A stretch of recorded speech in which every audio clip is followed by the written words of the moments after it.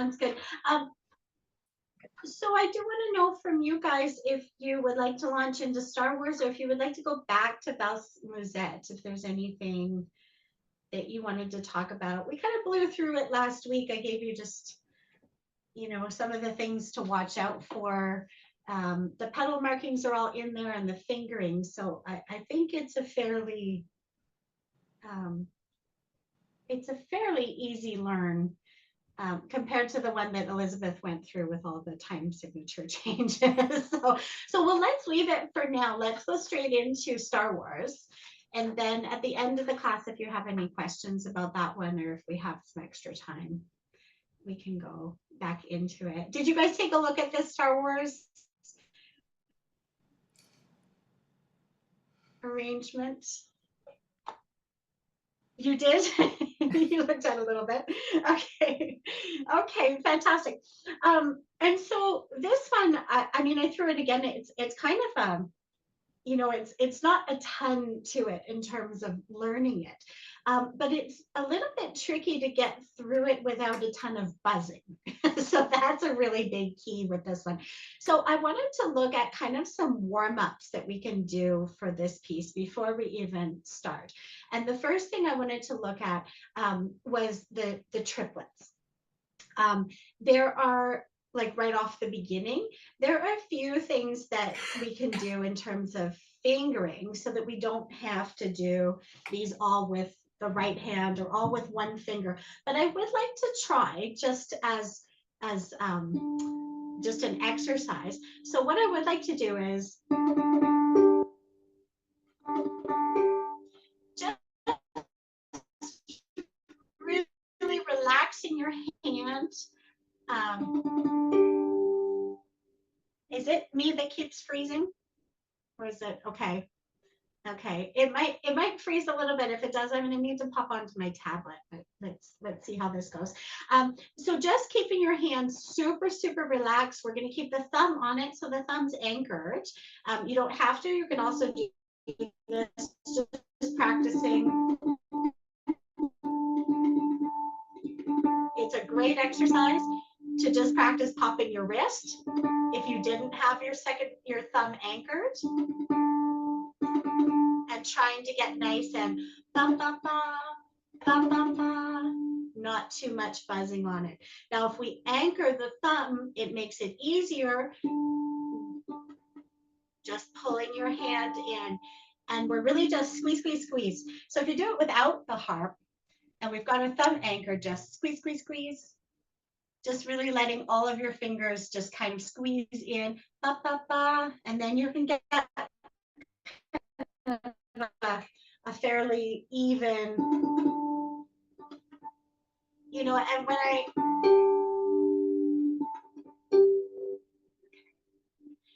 now when we get to the end of this line, it's not a triplet any longer, it's a 1 and a 2. 3, 1 and a 2. So that's a little bit a 2. So that's that. The ha-2 is a lot easier than the triplet. Ba, ba, da.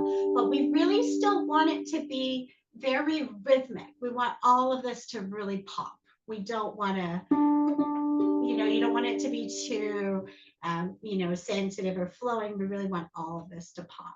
Okay, so that's a great exercise, and I would use that exercise maybe on a third finger or even a fourth finger, right? If you want to just get some good exercise, that could be your scale warm up in the day, and then you could go up the harp. What about 4-3-2? 4-3-2, yes. Elizabeth brought that one up before for us. That's a great one. Yes, and if you keep your thumb anchored, yes, yeah. Now I love this fingering. I wouldn't actually use it for the beginning of the piece, just because for me it's a little precarious whether it's going to be very even. It's absolutely an excellent exercise. And to go up the scale, right? And you can do this with also your left hand,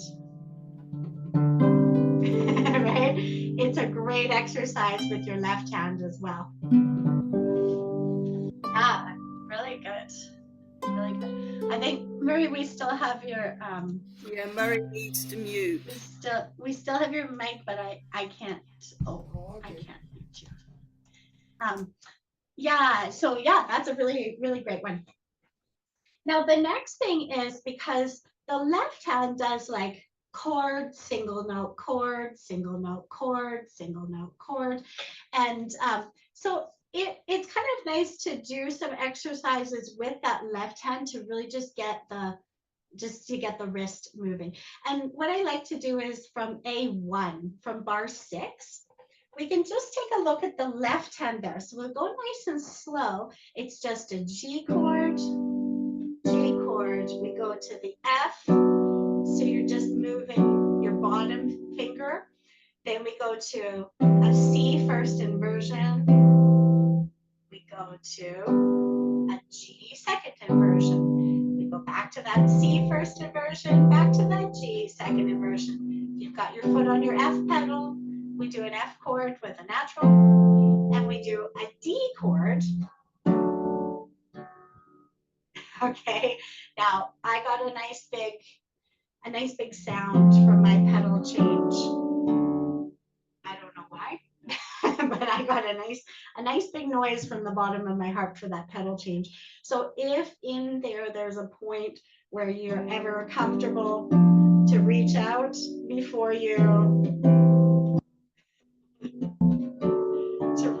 but otherwise you just change that F sharp exactly as you play it. Exactly. Otherwise we hear a little bit of a shift from the bass. Okay. And so let's practice this little line, and we're going to go just a little bit faster. So 1, 2, 3, 4, just kind of that speed. Now, if you want to start even with the top note, if you're warming up, you could always just do the top note or the top 2 notes. Or if you're already starting to get warmed up, you do all 3. And so let's go 1, 2, 3, 4.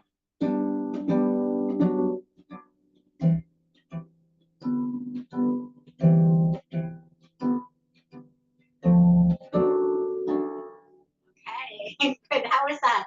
Fast or good? Good tempo? Or getting too fast? Okay. And so also with this, especially as you're getting warmed up, I haven't played like really at all today. And so as you're getting warmed up, you may want to just do this really slowly. So you're just digging in each time you grab those chords, you're landing right on those notes. You're digging right into them. Oops, sorry, F sharp again. And you're releasing your wrist every time. So that when you do go faster, you're ready for all of this, ready for all of the shifting, and ready for your fingers to land in the right spot so that it's not buzzing as you come in. And now as you come in on the chord that you've just played, practice, if you're getting some buzzes, practice buzzing. Like practice trying to buzz. As I think, Elizabeth, you taught me that maybe years ago. If this works like almost all the time. Try to buzz as much as you can in this section. So let's do it. We're going to start from bar 6. I want you to try to buzz your left hand as much as you can. So make as many buzzes as you can in the left hand. Okay, this is the game. Are you ready? So we're going to go 1, 2, 3, go.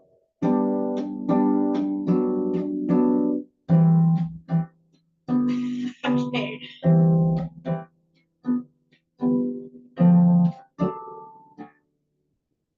Okay, now we're going to do it again, and I want you to get rid of all of the buzzing. Absolutely not a single buzz. Really watch where you're landing. So 1, 2, 3, 4. Well, I already failed.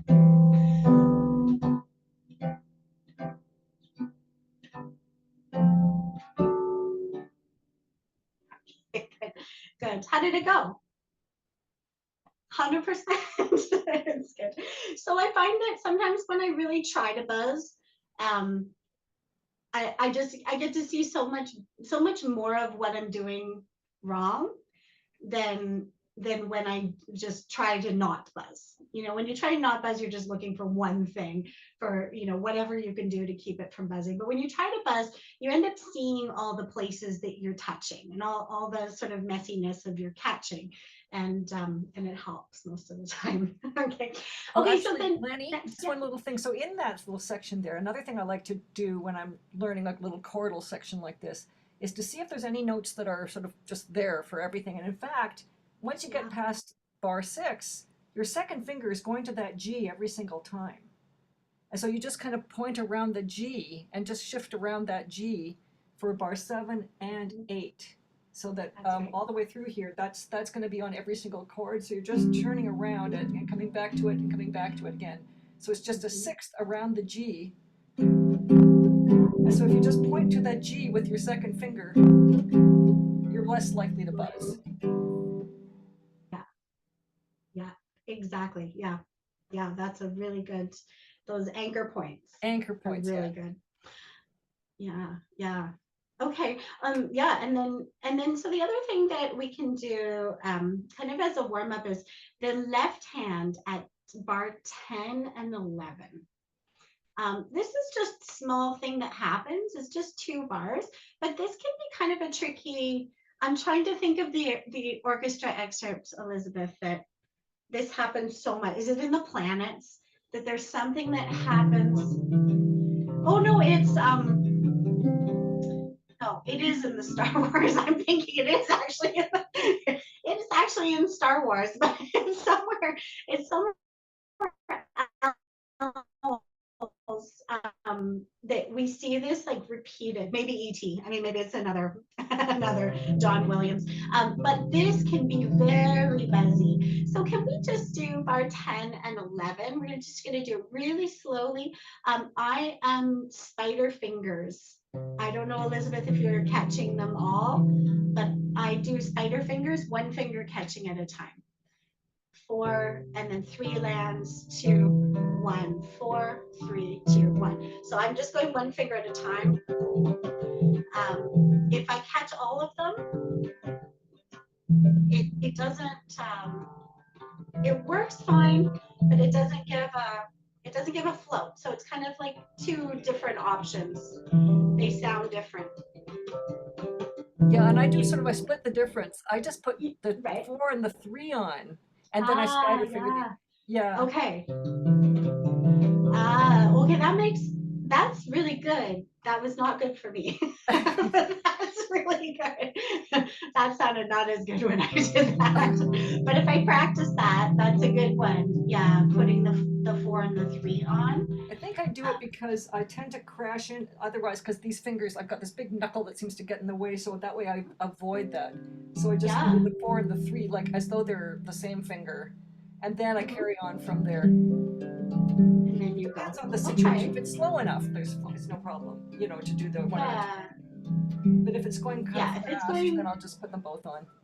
If they're right next to each other. Yeah, if it's going too fast, it's going to be really hard to. And then, you know, a good thing with this is to move around the harp. So what I did as a warm up the other day, I did those 2 bars. I'm doing 4, 3, 2, 1, 4, 3, 2, 1, 4, 2, 1, 2, 1, 4. So I'm coming back on my 4 in bar 11. 4, 2, 1, 2, 1, 4. Not the 1, 3, although 1, 3 works quite nicely actually. 1, 3 maybe is better if it's going fast, but yeah, I'm just coming back. And then you can do this, you can move up the scale. Right? You can just keep moving up the scale, and you can do it up an octave and up another octave. Because whoever practices their left hand up here. Right?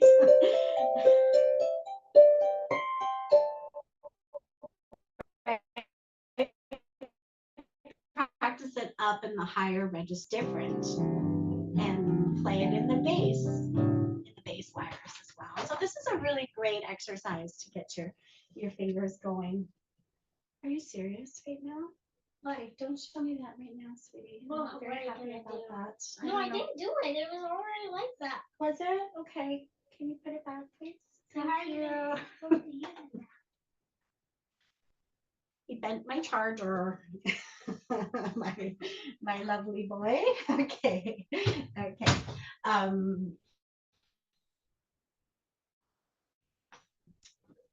Great. Okay. Okay. And then the last one is something for the right hand at bar 14.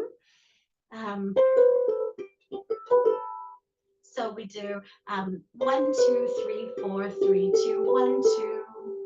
And I was using that as a little exercise and then as a scale.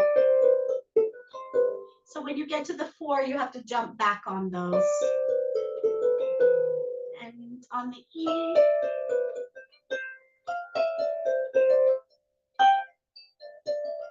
so just repeating that pattern. So it's beats 2 and 4 of bar 14, and then beat 1 and 2 of bar 15, just using that as a warm up. And then in bar 16, this is really important here. So in bar 16, we should have E flat, B flat, and F natural. And coming down the scale, oops, sorry, I need an F sharp. So 1 E. So making sure that you're really punching out these rhythms. Okay, so that where they're not kind of, you know, 1 E and a 2 E and a da da da da da da da da da da da da da 1 E and a 2 E da da da da da da. So really working on that punch in your fingers, making sure that you're kind of pressing in. Sorry, I keep not changing that F sharp. Please change the F sharp at the end of that, at the end of that bar. Okay, so let's go back to the top, and I'll just really quickly go through kind of fingerings and what I'm doing with this one. So I was telling Elizabeth that this arrangement, and you can hear in my recording, I do the Star Wars main theme, and then I do the Princess Leia theme, and then the binary theme. And the binary sunset theme. And this came from a lady that was getting married last summer. And she is a high school band teacher, and her husband plays trumpet. And they wanted this trilogy theme song for that. Played this for the men's entrance, and then the ladies came out to Princess Leia theme, and then the bride came out to the binary theme. But I was telling Elizabeth that I usually don't make recordings for people, but I said yes to make a recording for this group so that they could practice their walk out to these pieces.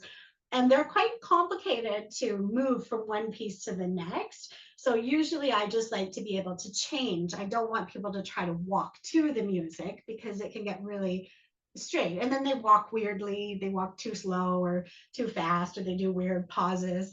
And so anyways, I made the recording for her, but I was telling Elizabeth that when I got there was no sun. And so I kept moving the harp to follow this little umbrella they had to block my harp from the sun. And as I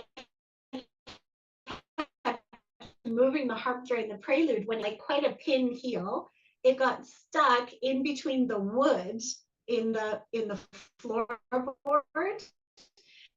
And when I went to change to the bride's theme, my heel was stuck and I couldn't change the chord. And so I ended up not being able to play the opening of her entrance. So the point of that is be careful with your heels when you go, and never make those recordings for people. Okay, so let's start right at the top. So I'm doing da da da da. Now we just practiced 2 2 2 1, but actually you can take the first chord of the first bar. You can take the whole thing with your left hand if you wanted to. So you don't even need to, but I like that it anchors. I like having the 1. And then I use second finger. So I use for this whole section, mostly my second finger.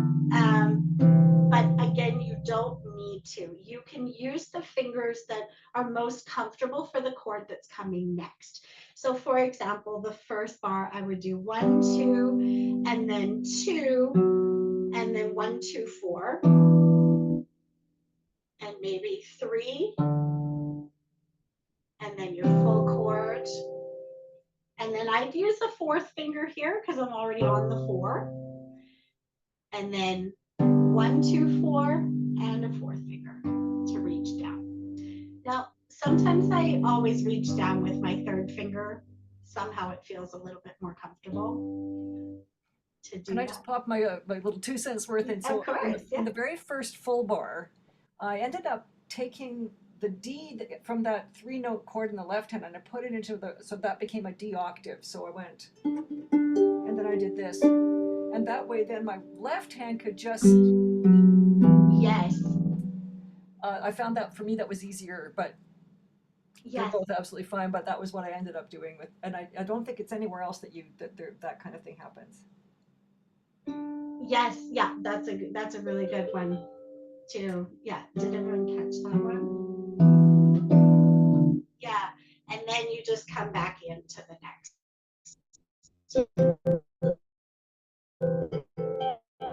Into the next one. Yeah, that works really, really well. Okay, so bar 1, 2, 3, 4. Bar 4, I'm missing an F natural. I guess you guys probably realize that. So you need to put in an F natural pedal there. Okay, so you change your F. You can change it really anywhere in the bar before. I like to change it to sort of right. Oh, sorry. I like to kind of just change it on the bar. F natural, F sharp. It just feels good. It's not, you're not wondering why you're doing it early. Okay, so I just change it right on the bar. And in the right hand in this line, the triplet on bar 2, I'm doing 2, 3, 4, 1. So I think that that's probably what most people are doing. And then 1, 2, 3, 4, 1. 1, 2, 3, 1, 2. So it's pretty simple fingering. Now here too, so in the left hand there is a D chord. So if it's more comfortable, you can take the second D with your thumb, and that kind of that can reduce, or you could take the D with your second finger. You can take the D in the chord in bar 6, the left hand D, you could take that with your second finger. So I always find if I'm repeating notes with the same finger, it reduces my sound, my catching sounds. So here I find if I do the right hand and the left hand as I wrote it in right and left, it can make a little bit more catching sound. So you can always take some of it, take the D with the right hand, or you can use the left hand to play the second D in bar 5, at the end of bar 5. Your left hand can do that last D, and then you just play the chord on bar 6. Does that make sense? Okay. And then the next line is pretty much exactly the same. And when we get to bar 10, are there any questions about those 2 lines? Any fingering you're finding you really like? You want to share? Any fingering you really don't like that you wanted to share? I'll never try this fingering. No, all good. Okay, good. So then when we get to bar 10, so this needs to be really, really smooth. So I just do 2, 2, 1, 2, 2. And then we've already talked about that left hand. Be really careful that your right and your left are landing together at the on the second half of beat 2.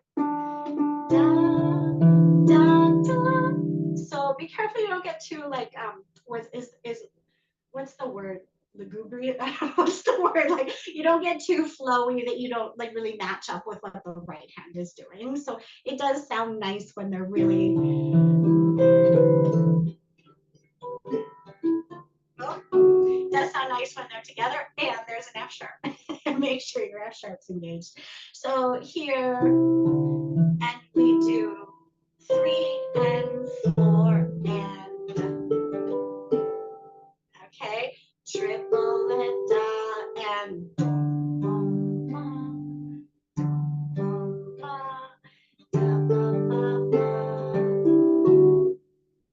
okay. So those runs a lot. 3 against 2.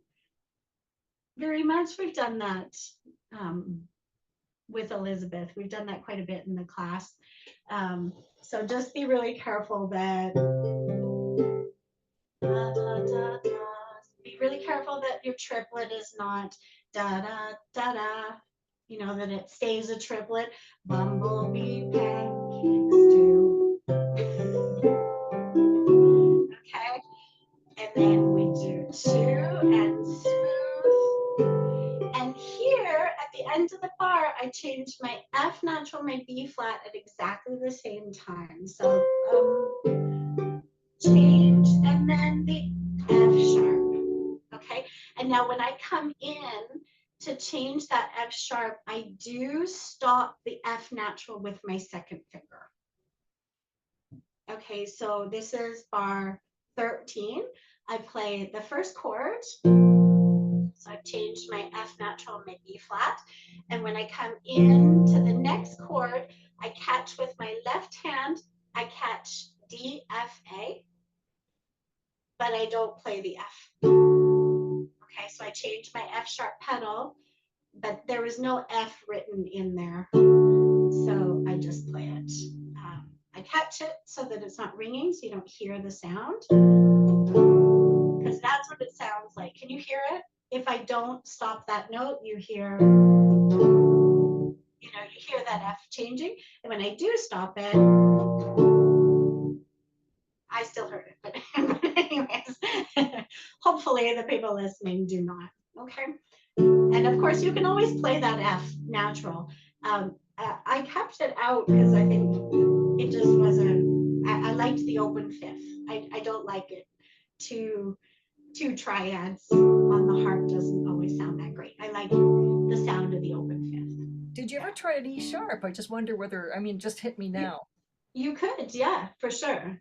And then you wouldn't have that. But I do find that does work, your thing about leaving the second finger on. But I think also if you do it extremely quickly, you might be able to survive that. Like if you go like, and then like boom, and like change the pedal like exactly, so like really swiftly, just on the thing, then you could avoid having to. Because I can do it as no problem, but I have a feeling if I was pumped full of adrenaline, that's when something would go wrong. Yeah, right. Yeah, that you wouldn't notice it. Yeah. I'm just gonna try that with an E sharp. Now I'm curious to know if that would actually work. Because you have the E here, right? You've still got the F sharp up here. Here it comes. I've got my B flat happening, ready to go, and then I'm gonna put my E, and then do an E sharp and a B flat. Nope, that did not work. Why did it not work? Because I played an F. There it is. And then you could change the E back with the, I don't know. You know what? It's too much trouble. I think your F's fine. I just thought we'd try that, but. Yeah. No, I think it is a good idea. Yeah, so you just do,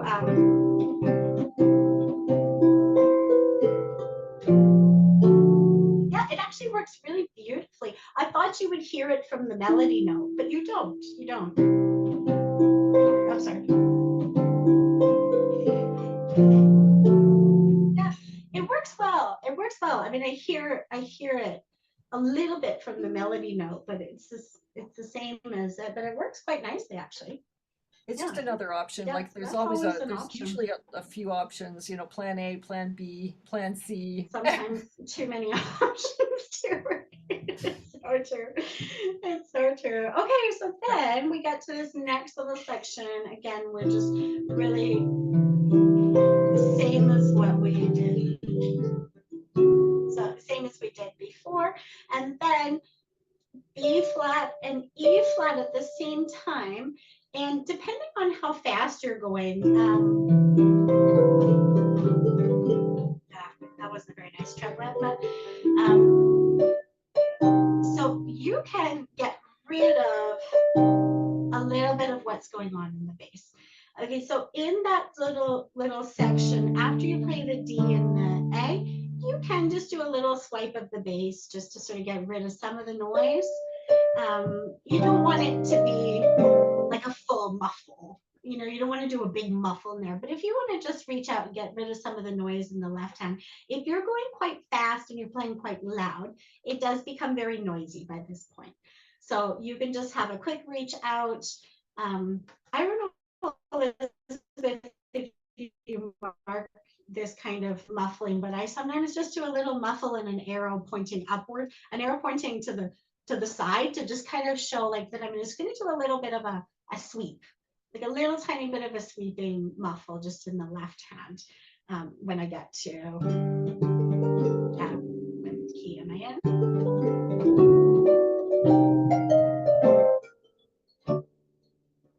Okay, and so now when we get to here, so these are just two.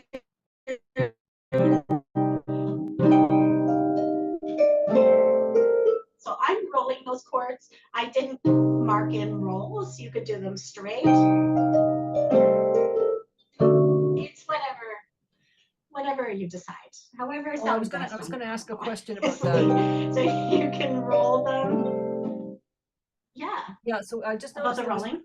Yeah, there was no E flat marked like in the accidental in the lower in the left hand, and so I wasn't sure if you wanted that to be an E flat or an E natural, but I guess it's both. They're both E flats. Oh, yes. I'm sorry. Yes, it should be an E flat. Yes. Okay. Yeah, absolutely. Yes, that's correct. Yeah, yeah. That's a wee typo. There should be It's so an E flat in the left hand as well. It's so difficult to catch all these little. Oh, totally. Yeah. Yeah. There we go. Got it. That is so true. Yeah. So, and then when we get here to the next bar, again, you can do it straight or rolled, up to you. And then I did, I don't remember.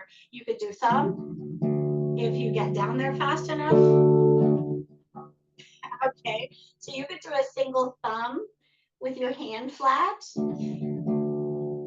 I like this because I just kind of like squeeze in my thumb a little bit like a hook. Uh-oh.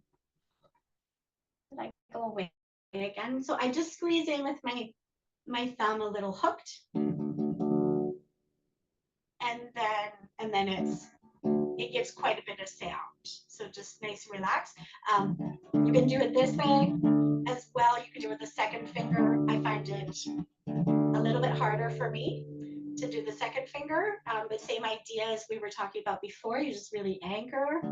And if you're finding it really tricky, you could just go ba ba ba. You could just do a 16th note, a dotted 8 and a 16 instead of the triplet. Da ba da da instead of da da da da. So it's up to you if you feel like it's not coming out and it's not clean. You can always just change that to a dotted 8 and a 16th.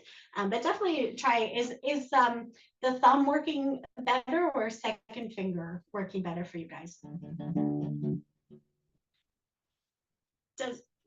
You're using second finger? Yeah. Yeah, yeah. So then I do, so thumb, thumb, thumb, thumb, and then, oh, sorry, you have to change your E natural and your B natural. And I play the last note. Yes, so thumb, thumb, thumb, thumb, and I start with my left hand and then change, or I go ba ba ba. I really have to squeeze myself around though because my hands are short. So I think some of you will have the same issue. So if I use my thumb, or even when I use my second finger, da, ba, ba, ba, I really need to push my body sideways so that I can get my right hand down. So I get my right hand all the way down, my left hand plays the bottom note, and my right hand lands. Now at the same time, you need to change the pedals. So really take the time to figure out what works best for your body, right? Like how far can you stretch? How far can you reach? Can you get all those notes? Another option is you can just come up with your left and you can catch the chord with your right. Now that does my head in. I can't really do that very well, but if you practice it, that also works, right? If you're finding it's just too much, it hurts your back, you're having troubles getting down and getting a nice gliss.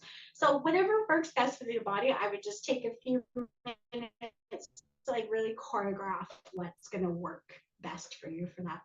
And then as we come back in, we're back to the very original. So everything's back to the original until we get to the last two bars. Now the last two bars we have, so I did an E flat first and then an F natural B flat. I always prefer, to be honest, to do it that way. You can also do an E flat and a B flat together, but for me, it throws my balance a little bit when I do E flat and B flat together. So because I have another pedal coming up, I prefer to do my B flat with the second pedal. So I do E flat, E flat by itself, and then I land on the F and change the F and the B flat together. So whatever works better for you. And the very last bit, I do 1, 2, 3. So you could do 2, 3, 4, 2, 1. I do 1, 2, 3, 2, 1. Really doesn't matter. And then an F sharp together, and I do left hand, right hand, left, left. Of course you could do. You can do many different ways, but that last triplet, I do ba. So left, right, left, left. And that's it. There's Star Wars, and you can play it as fast as you can. I think with this one, as fast as is not buzzy, is a good one for this piece. Any questions? It's a nice arrangement, Lanny. It fits. It fits in the hands. It took me a little bit to figure out how to get it all to sit and sound full. I have. Yeah, it's hard, but it's the kind of thing that you associate with brass playing. And you know when you transcribe something that's associated with being a big brass kind of sound, and Yes, you have to. That's right. I'm sure they loved it at the wedding. Yeah, that's right. Yeah, I have. Yeah. It worked out okay. I have a couple piano parts, but again, it didn't get the fullness of the sound out of the harp, and so yeah, so that's Okay, well, I guess we will then actually make the arrangement. Yes. So we'll go Now on for to something this. completely Yeah, different. now for something completely different. Yes. Da-dum, da-da-da-da-dun, da-da. Anyway, we're going to go to Evening Prayer from Hansel and Gretel. It's basically it's a pedal exercise disguised as a beautiful song. And it is a song, actually. It's got words. So in the Google Drive, I threw in the piano. I got a couple of things off the internet. I got a piano arrangement of it just from freescores.com or something, and another one from IMSLP that has the words. And it's if you get a chance to hear the whole opera, this is one of my favorite operas. I grew up listening to the Sandman song and the Evening Prayer on a tiny little record player when I was about 5. And I just always loved it. And this is in the second act of the opera, at the very beginning, when the Sandman makes his first appearance. And so you know the story of Hansel and Gretel. They've been left alone in the woods, supposedly to die by their parents because the parents can't afford to feed them. Anyway, but the Sandman comes and he sprinkles sand in their eyes so they'll go to sleep. And then it's supposed to be all these angels standing around them, you know, what's the word? Keeping them safe. So it's like now we lay ourselves down to sleep, 14 angels around, you know. Anyway, it's gorgeous. So this is an actual harp arrangement made by somebody, H. Christ, and I couldn't find, I thought maybe I could look it up again. I had just copied this out like decades ago, but it seems to be out of print. I couldn't find it anywhere, so it's too bad. Anyway, now you've got a copy. So it starts off obviously with these harmonics, which are always a thing. So it starts off with the actual, now I lay me down to sleep. You know, so it's this. And then you pick it up again like there's a choir, so that. And this is where the whole thing actually starts.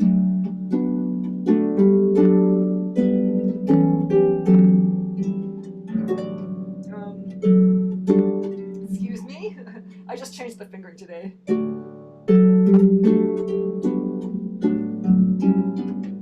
Here's your first pedal. Now, what I did here is I didn't lock the pedal, I just pushed it down and then let it come up when it was time. So I just did the D sharp and kept it just unlocked and then just let it come back up again.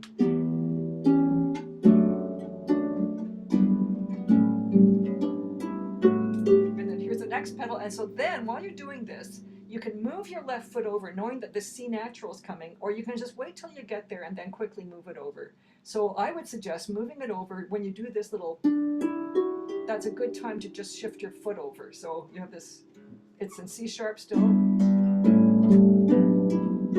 then right in here you can move it over. Or you could even change it right in there if you wanted to. So you could do it right there. And then you can move your foot again to the D here.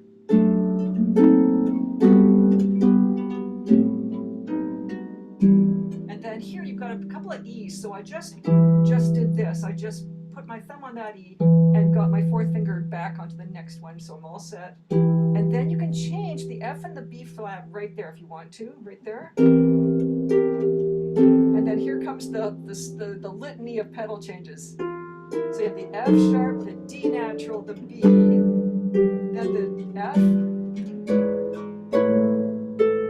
and then a subito piano, so we drop off a cliff here. Another pedal change, oopsie. And then, so it comes up a little bit and subito piano again, but we'll work, that's for later. And now we have a scale straight down in the left hand. That's right, that's right. Skip down to C.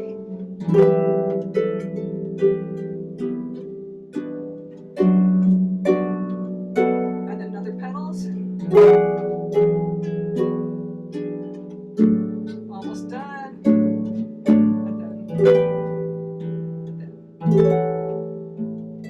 And then we're back to harmonics. It starts the same way as we started. But then there's that little melody. Oopsie. And it just finishes with this lovely little cadence right there. So I thought what we would do with this is just, first of all, just work on the feet, because we're all pedal, we got all pedals this time. So I think we'll skip right down to bar 11. And so what happens, the pedal pattern at bar 11 is a B flat and a C natural and a D sharp on the left side, and the rest are all naturals on the right side. So your right foot is on the F, your left foot is on the B, and we're not even going to play any notes, we're just going to do the pedals. So we do F, natural, B flat, then we do all these pedals, just doing the pedals, and just kind of do the little footwork down here. And we're going to just do it a few times, just getting used to which foot's going where, and you'll notice that the left foot is not working as hard as the right foot. So the other thing you can do is just do the right foot. Just, you know, here's my F, there's the F sharp, comes back up, G, G, back to F. So your right foot's only going just from the F to the G and back and forth. And then we're going to just do that again. F and D, B, I mean, and then F, D, B, F, G sharp, C sharp. And then the left foot moves over, right foot stays where it is. Then the right foot moves over, the left foot stays where it is. And then you have the C. Okay, then we're going to back up and we're going to go to where the pedals start changing. So this is in bar 7. And so we just got just F sharp, C sharp as the regular, this is what you've got to start with. And then we're just going to start from bar 6, just the feet. So just there's the D sharp, D natural, move your foot over, C, D sharp. So it's all left foot at this point. And then you move your foot again, your left foot, and then you go this one, this next line. And I'm just changing my pedals. And if you did this like 10 times before you played a note, you'd probably find that this wouldn't feel like such a slog to get through because your feet would already have some idea of where they're going. In fact, Sasha Boldichev was here this last month, and he suggested doing it with a metronome so that you did them exactly where they'd happen, or singing the melody and then changing the pedals as you're singing the melody so that you're keeping them exactly where they happen.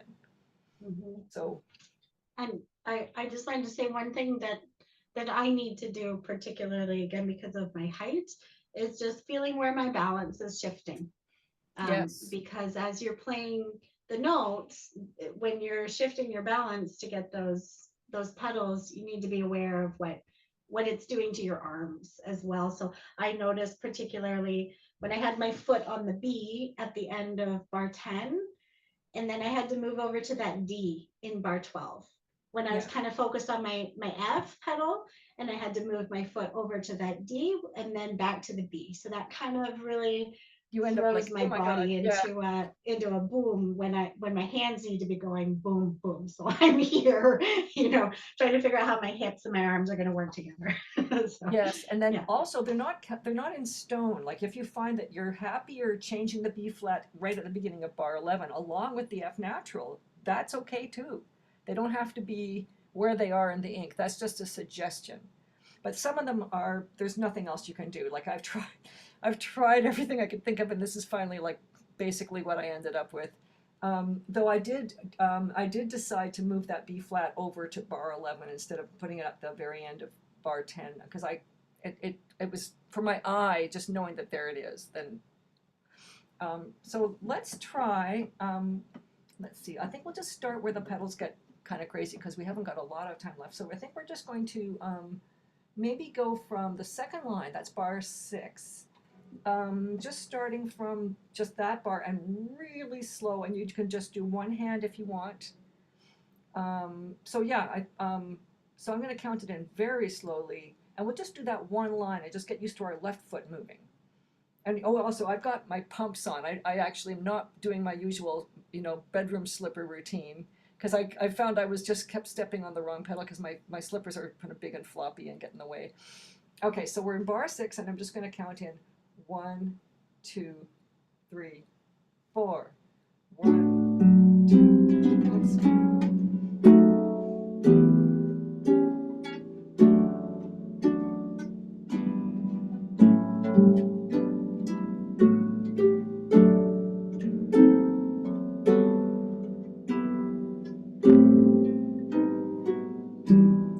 And then at that point, this is what I'm doing to get to the next bar is I'm actually replacing onto the low E, and my thumb is just doing this, and I'm all set to go on to the next thing. How did that go? All right. So then we're gonna go crashing into this third line, which is where the blood starts flowing. So we're in bar 11 now, and we're about to kind of change the F and the B into flat, like the B flat, F natural. So we're going to start right there, and I'm going to just change them right now. So they're already up. All right, we're going to go 1, 2. Oh, sorry, I should say we're going to start right on the beginning of bar 11. 1, 2, 3, 4.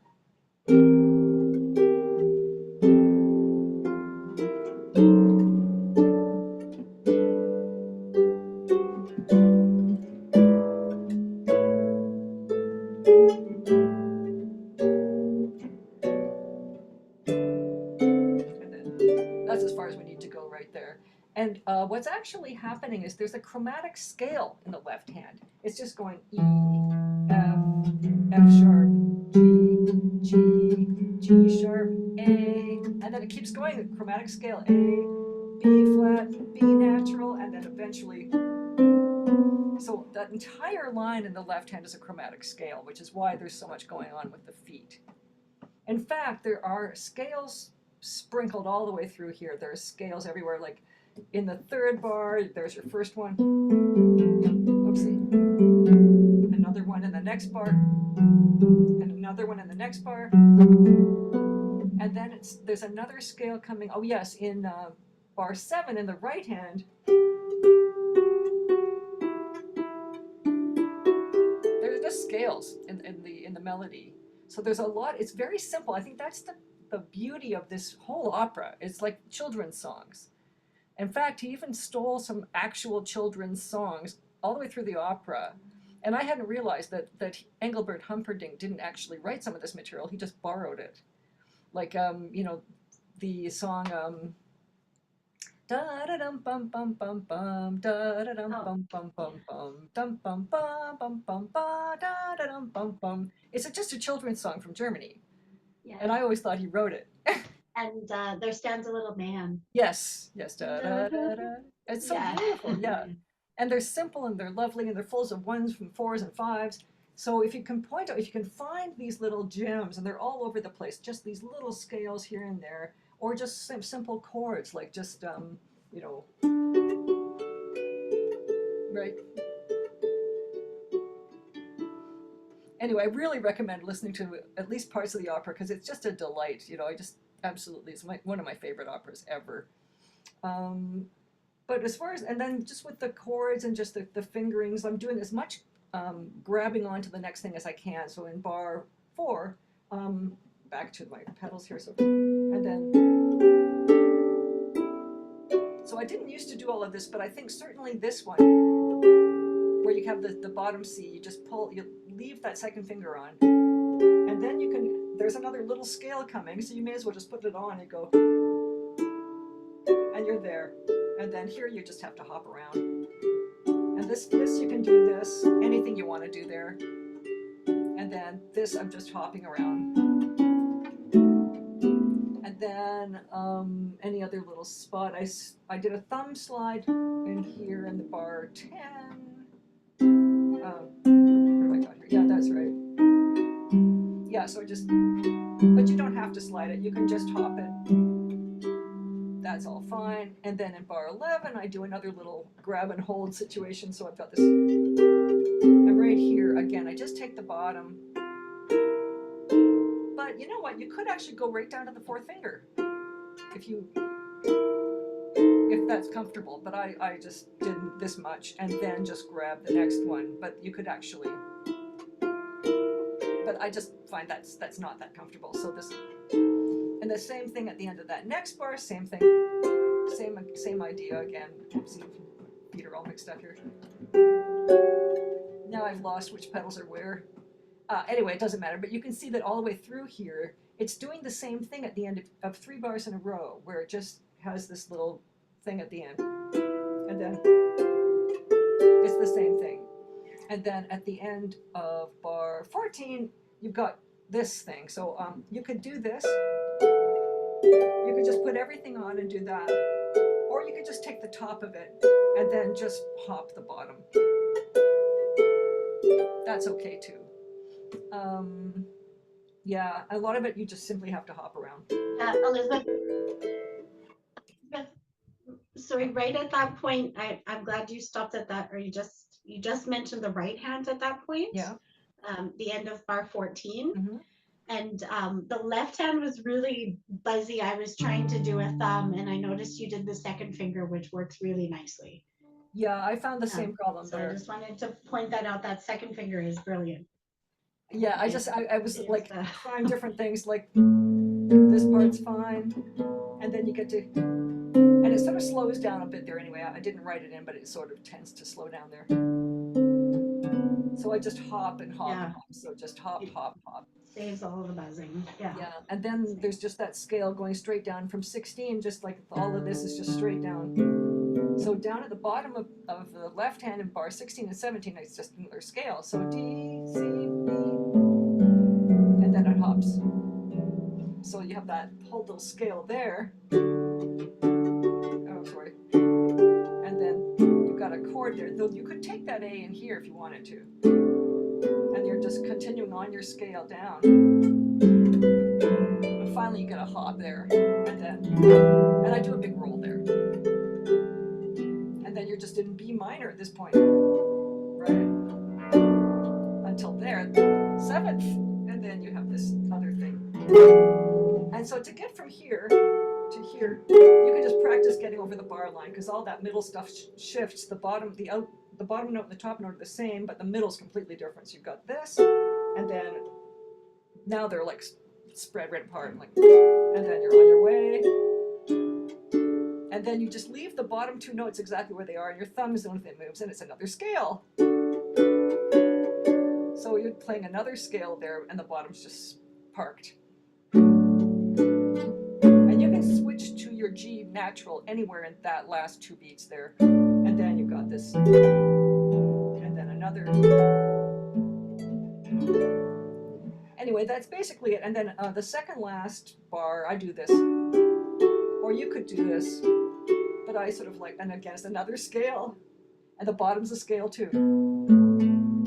So you have a scale going up and a scale going down. And then this 4-1 chord. Anyway, so that's one way to approach this thing is look for the scales, they're everywhere. So man, that's perfect timing. It's like 7:59. How about that?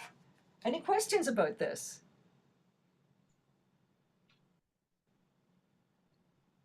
I don't, but it's also my favorite opera. I did Yes, it maybe 3 times at UBC. I think they kept doing it because they had this beautiful set. So they kept doing it every year at UBC. It was such a beautiful, beautiful opera. I think Definitely the worth CBC once seeing. did a production of it with Maureen Forrester as the witch. And she Oh, just chewed the scenery. It was incredible. yeah. Right? Yeah. Yeah, Very cool. Yeah, it's a beautiful, beautiful opera. yeah, definitely. There's a great harp part. I think we've played bits and pieces of the gorgeous harp music in it in the orchestra in the score. Mm-hmm. I just realized I did all of that with my original sound off. So I'm really sorry for you guys if there, at least it was all kind of slow going, but I'm sorry if you couldn't hear my harp, though my original sound was off the whole time. I wondered what, because didn't you were sort of realize. cutting in and out a little bit, but we could hear all the important stuff. Oh, okay, that's good. That's good. I was talking more than playing anyway, so that's good. That's okay. I'll remember to check next time. All right. Okay, I'm going to stop the Well, recording. thank you so much. Yeah, that was the Oopsie stuff.